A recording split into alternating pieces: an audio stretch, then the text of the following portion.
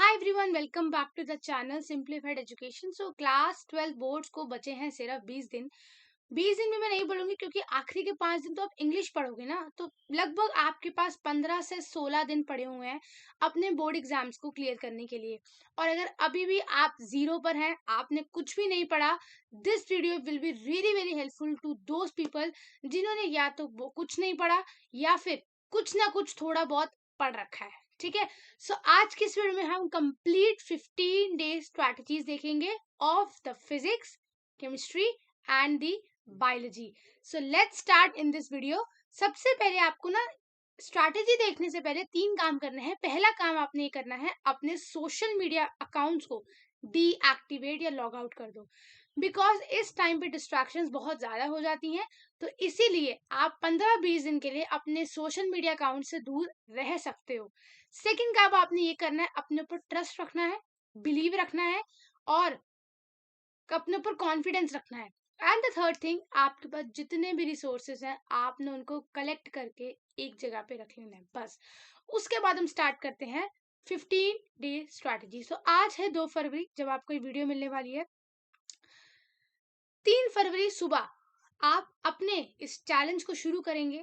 ठीक है। मैंने देखो पूरा लिख के लाई थी मैं क्या क्या है।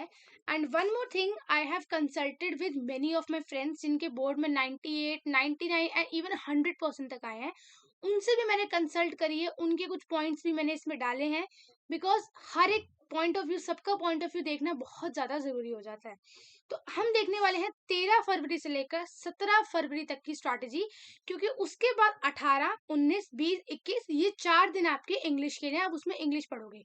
क्योंकि अगर इंग्लिश नहीं पढ़ोगे तो क्या होगा, इंग्लिश भूल जाओगे। तो ठीक है, सबसे पहले हम स्टार्ट करते हैं हमारे डे 1 to 5 से लेकर, यानी कि 3 फरवरी से लेकर आपके अगले 5 दिन आप स्टार्ट करेंगे विद द केमिस्ट्री।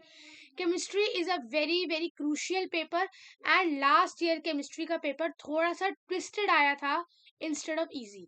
तो केमिस्ट्री आपने स्टार्ट करनी है 5 डेज में। आज मैं बताती हूँ कैसे आप शुरू करेंगे।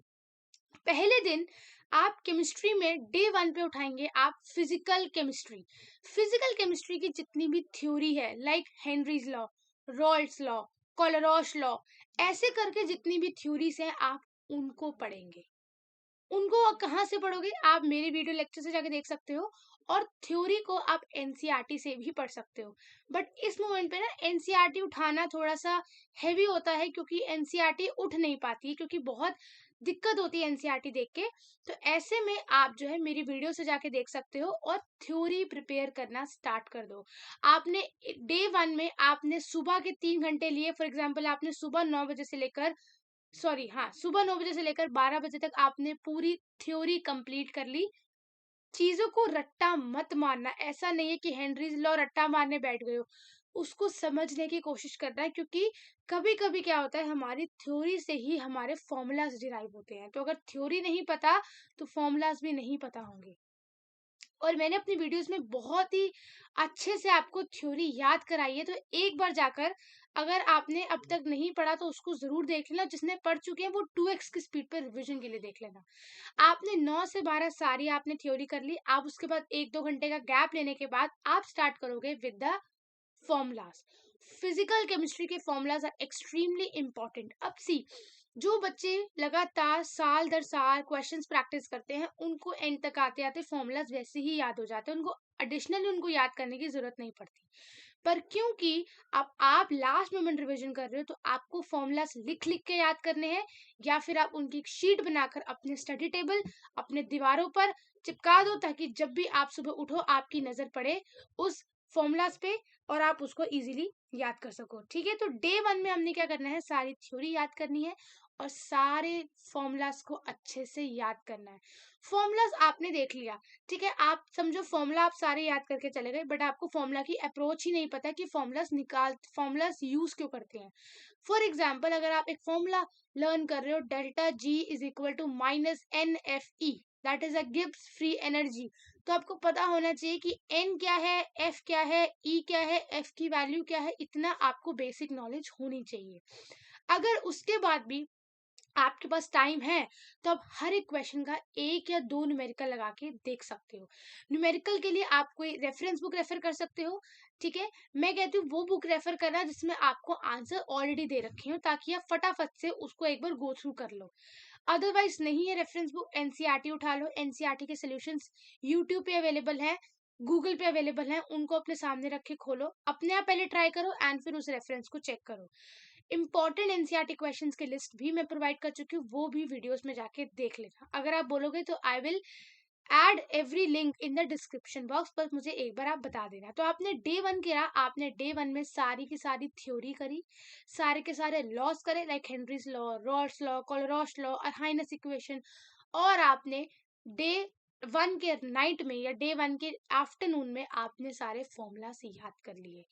अब आपने डे 2 के लिए उठानी है क्या, अपनी इनऑर्गेनिक केमिस्ट्री। लेकिन उससे पहले आप सुबह सुबह उठकर अपनी फिजिकल केमिस्ट्री को फिर से रिवाइज करोगे, सो दैट आप उसको भूल ना जाओ, ठीक है। डे 2 में हम उठाएंगे अपनी इनऑर्गेनिक केमिस्ट्री। इनऑर्गेनिक केमिस्ट्री में बहुत से लोग कहते हैं कि NCERT is more than enough. Yes, NCERT is more than enough, but last moment पे पेशेंस नहीं होता पूरी एनसीईआरटी रीड करने का। तो मेरे नोट्स हैं, मैंने दे रखे हैं। एक केमिस्ट्री वन शॉट की वीडियो है, उसके डिस्क्रिप्शन बॉक्स में ना केमिस्ट्री, इनऑर्गेनिक केमिस्ट्री की पूरी एक लिंक है। उस लिंक पे आप क्लिक करोगे तो आपको पूरे नोट्स मिल जाएंगे of the inorganic chemistry. Inorganic chemistry set to be the easier one. क्यों, आप ना एक्सेप्शंस करके चले जाओ, एक्सेप्शंस हमेशा आती ही आती हैं। एंड वन मोर थिंग, मैं एक वीडियो लेकर आऊंगी केमिस्ट्री इंपॉर्टेंट टॉपिक्स का, तो उसको भी जरूर देख लेना। तो आपने डे 2 में आपने वही सुबह 9 से 12 का स्लॉट लिया, या 9 से 12 का स्लॉट लिया, और आपने इनऑर्गेनिक का एक चैप्टर निपटा लिया, डीएनएफ ब्लॉक।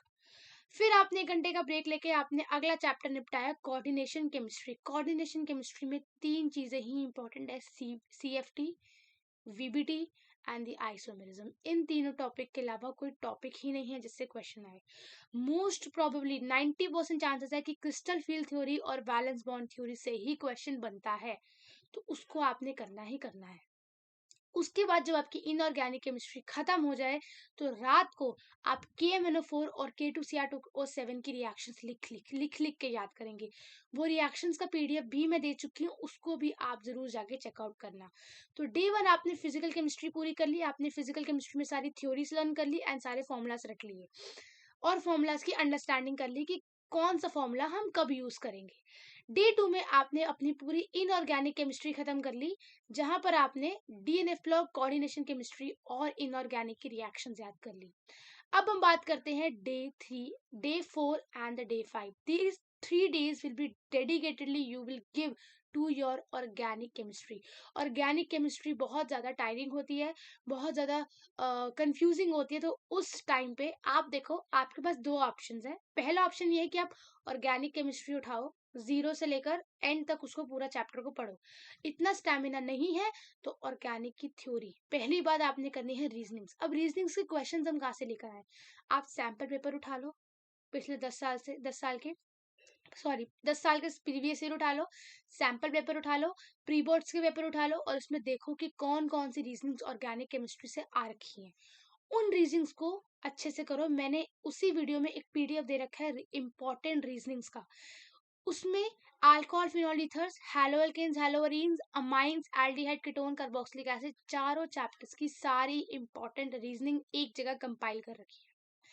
रीजनिंग्स में आपकी सारी थ्योरी कवर हो जाएगी, उस पीडीएफ से आपकी सारी थ्योरी कवर हो जाएगी। उसके बाद सेकंड हमारा आता है the name reactions, very important. ये आप नहीं छोड़ के जा सकते नेम रिएक्शंस को।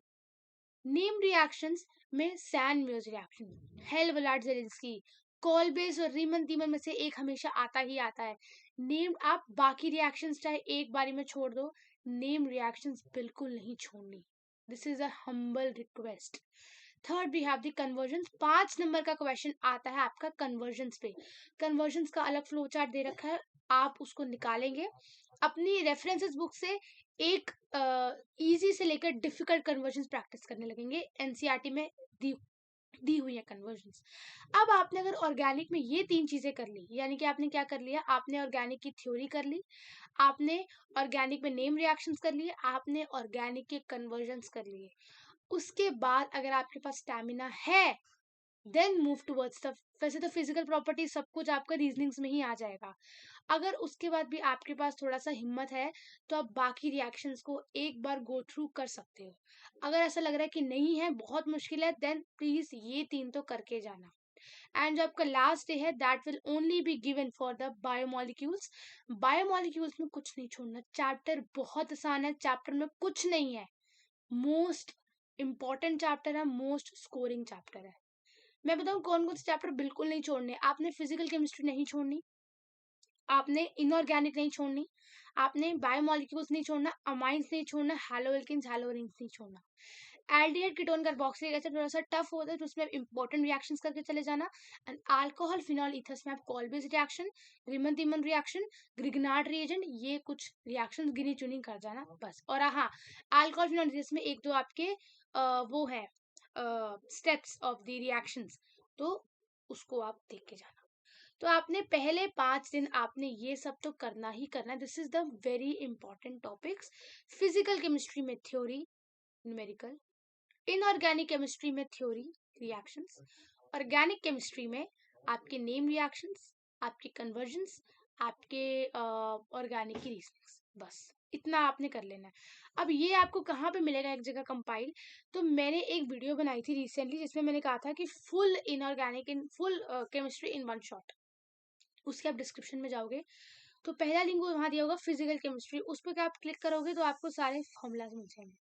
सेकंड, इनऑर्गेनिक केमिस्ट्री में पहले लिखा होगा रिएक्शंस, दूसरा लिखा होगा थ्योरी। रिएक्शंस पे क्लिक करोगे रिएक्शंस मिल जाएंगी, थ्योरी पे क्लिक करोगे थ्योरी मिल जाएगी, ऑर्गेनिक की थ्योरी पे क्लिक करोगे ऑर्गेनिक की थ्योरी मिल जाएगी। सब कुछ उसी वीडियो में कंपाइल है, जाके जरूर देखना।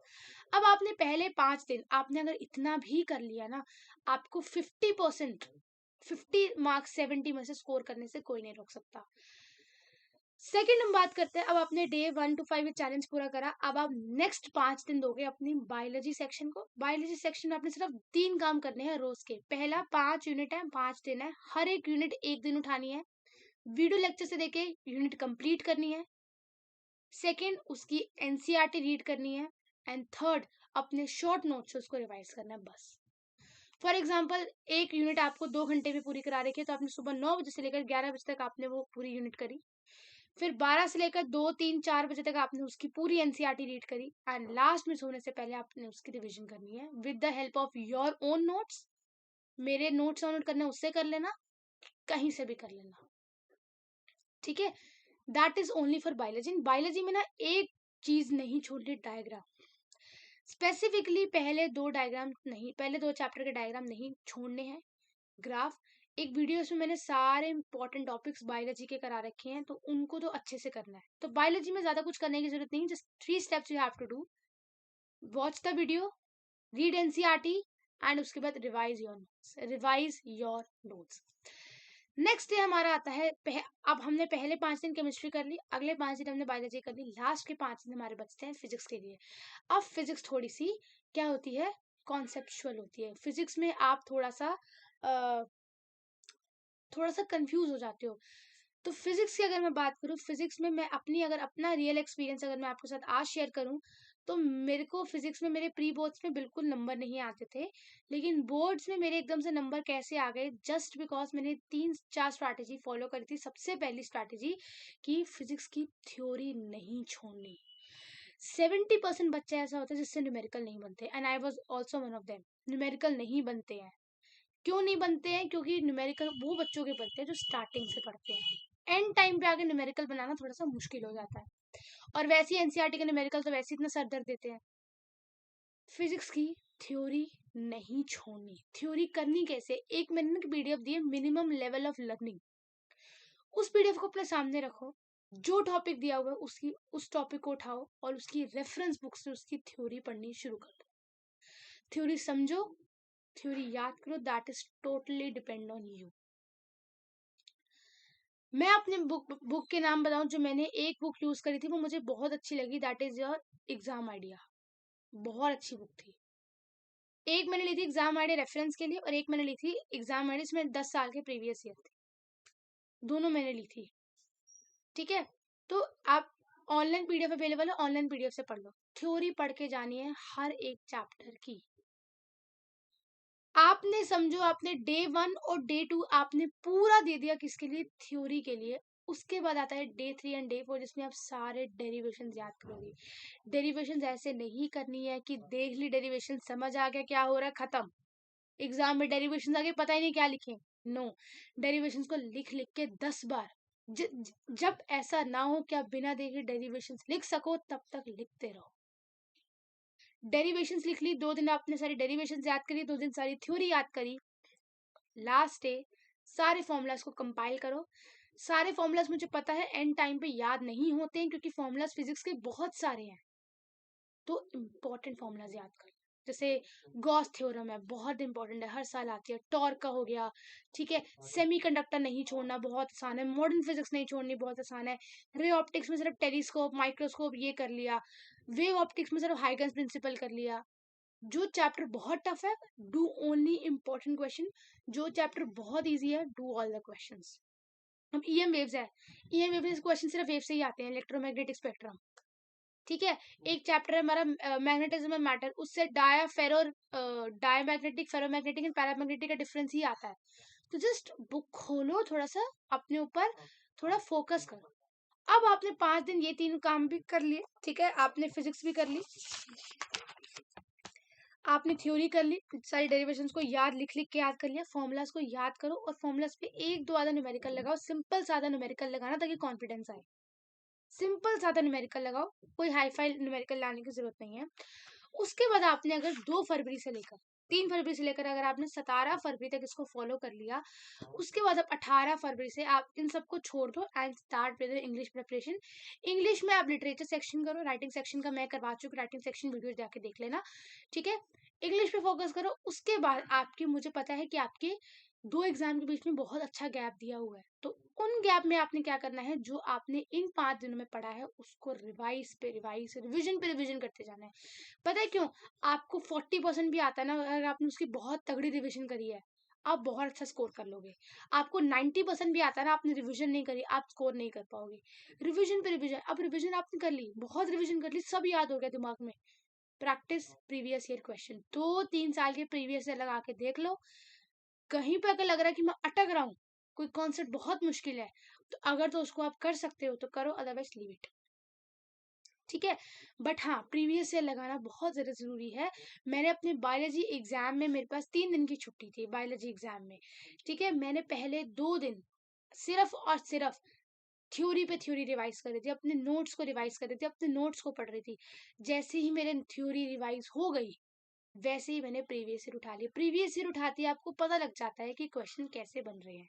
आप 2018 17 से शुरू कर सकते हो, 2022 तक कर सकते हो, 5 साल के मोर देन इनफ है, ठीक है।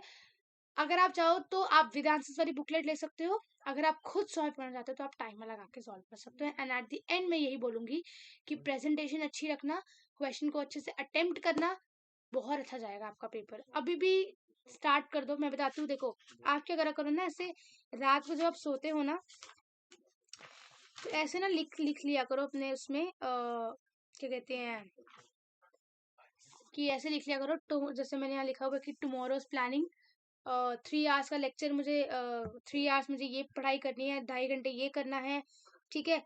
तो ऐसे आप लिख लिया करो और जैसे ही वो काम होता है आप उसको टिक करते जाओ। एंड एक कॉन्सेप्ट अगर एक बार समझ नहीं आ रहा, उसको बार बार समझने की कोशिश करो, ठीक है। इस चैनल पर मैं दोबारा बोल रही हूँ, इस चैनल पर आपको फिजिक्स, केमिस्ट्री, बायोलॉजी तीनों के इंपॉर्टेंट टॉपिक्स प्रोवाइड हो चुके हैं। बायोलॉजी के notes hand written and typed दोनों मिल चुके हैं। Physical chemistry, organic chemistry, inorganic chemistry तीनों के नोट्स मिल चुके हैं। फिजिकल एजुकेशन के नोट्स मिल चुके हैं और इंग्लिश के नोट्स मिल चुके हैं। बस चैनल पे जाके चेकआउट कर लो। And last thing I would like to conclude, कि सबसे पहली बात मैं ये बोलूंगी, वैसे तो आप बहुत अच्छा स्कोर करो, my wishes are with you, लेकिन अगर एक टाइम ऐसा आता है कि कुछ भी हो सकता है, हम बीमार हो गए, हमारा एग्जाम अच्छा नहीं गया, तो ऐसे में घबराना नहीं है, because 12th is just a 12th, right. आपके अभी बहुत सारे आपको एंट्रेंसेस देने हैं, आपको नीट देना होगा, आपको जेई देना होगा, आपको सीयूटी देना होगा, तो उसमें आप फोड़ सकते हो, है ना। 80 एक्सपेक्ट कर रहे, 70 आ गए, कोई फर्क नहीं पड़ता, है ना। बट हाँ, अपना 100% लेवल है, अपना 100% देना है। अगर आपको लगता है कि आपकी बायोलॉजी बहुत अच्छे से पढ़ी है आपने, तो आप उस 5 दिन जो बायोलॉजी के हैं आप उसको केमिस्ट्री या फिजिक्स में दे सकते हो, जैसा आपको लगे। लेकिन दिक्कत है अगर आप अभी से वो 5 दिन में वो स्ट्रैटेजी अपना लोगे ना, तो जब आपका एग्जाम के जो बीच में गैप आएंगे ना, उसमें थोड़ा ब्लैंक आउट नहीं करोगे। आपको पता है कि मैंने ये चीजें पढ़ ली हैं, मुझे ये चीजें पढ़नी है। अगर आप वही चीजें अगर आप इन 5 दिनों में नहीं पढ़ोगे और उन दिनों में उठाओगे जब आपका एग्जाम से 5 दिन गैप है, तब कुछ समझ में नहीं आएगा। किसी को लग रहा है ना अगर एक दो एग्जाम में 5 दिन का गैप है तो ये 5 दिन की स्ट्रैटेजी मैं उस टाइम अपनाऊंगा। सी, एक बार आंखों के सामने सब कुछ गो थ्रू करवा लो, उसके बाद इजी रहती है चीजें, है ना। सो that's it for this video. ये अगर आपने फॉलो कर लिया 15 डेज ये वाला, और बीच के गैप जितने भी हैं उन सब में आपने फॉलो कर लिया, आई थिंक या definitely you will score good in your examination. And एक चीज मैं बोलूंगी, कितना भी पढ़ लो, रिविजन नहीं कर रहे हो, दिमाग में चीजें नहीं याद आ रही हैं, कुछ नहीं हो सकता। रिविजन कैसे करो? बोल बोल के करो। ऐसा समझो कोई बैठा है आपके सामने, उसको पढ़ाना स्टार्ट कर रहे हो, ऐसे रिवीजन करो। लिख लिख के रिवीजन करो। जो आपको मैं शॉर्ट नोट प्रोवाइड करती हूँ फॉर्मुला शीट के, that is a part of my revision. मैं ऐसे ही करती थी। मैं जब चैप्टर कर लेती थी तो उसके बाद बिना देखे मैं वो नोट्स को अपने उतारती थी। उसके बाद जो गलती होती थी उनको सही करो, और उसके बाद आप उनको रिवीजन के लिए रख लो। एंड शॉर्ट नोट बनाने बहुत जरूरी है लास्ट मिनट पे पढ़ने के लिए। एंड नहीं बनाए तो मेरे नोट्स जाके डाउनलोड कर लेना। I will see you in the next video. बहुत डिटेल स्ट्रैटेजी थी ये, है ना। बट यस, अगर आपने अपने रोज के 8 घंटे में, मैं बोलूँ 6 से 8 घंटे रोज अगर दे दिए 15 दिनों में, आप बहुत अच्छा स्कोर करोगे, कुछ नहीं होता। ठीक है, लेकिन अगर आप अभी भी प्रोकास्टिनेट करोगे तो कोई स्ट्रैटेजी आपको फिर नहीं बचा सकती है। Fine, so that's it for this video. अगर किसी भी टाइप की हेल्प चाहिए हो, do tell me in the comment section below. And अगर आप चाहोगे तो मैं सारे वीडियोस के link sequence wise description box में डलवा दूंगी। I see you in the next session, next video. Till then take care, thank you so much and bye bye.